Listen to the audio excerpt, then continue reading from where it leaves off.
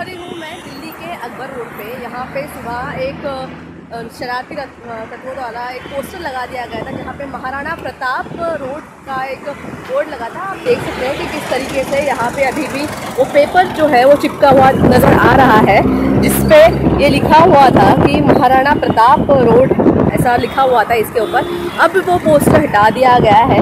ये जो जगह है ये मैं बता दूं कि इंडिया गेट के काफ़ी पास है। इंडिया गेट यहाँ से बिल्कुल नज़दीकी है यहाँ से, और प्राइम लोकेशन है। ऐसी जगह पे इस तरीके से हरकत कौन कर रहा है, ये एक सवाल अपने आप में खड़ा होता है। कुछ समय पहले औरंगज़ेब रोड का नाम बदल के APJ अब्दुल कलाम रोड कर दिया गया था, तब भी काफ़ी विवाद हुआ था। उसके बाद इस तरीके से किसी भी रोड का नाम बदलने का जो एक प्रथा शुरू हुई थी वो रोक दी गई है।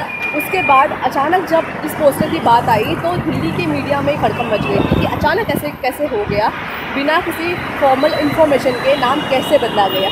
बट कुछ ही समय बाद इस पोस्टर को हटा दिया गया है और अब वहाँ पे आपको अकबर रोड का ही नाम दिखेगा। महाराणा प्रताप जो मार्ग लिखा हुआ था, रोड लिखा हुआ था, वो अभी नहीं है। और जो मामला है अभी कहीं ना कहीं शांत हो चुका है। ETV भारत के लिए दिल्ली से वैशाली।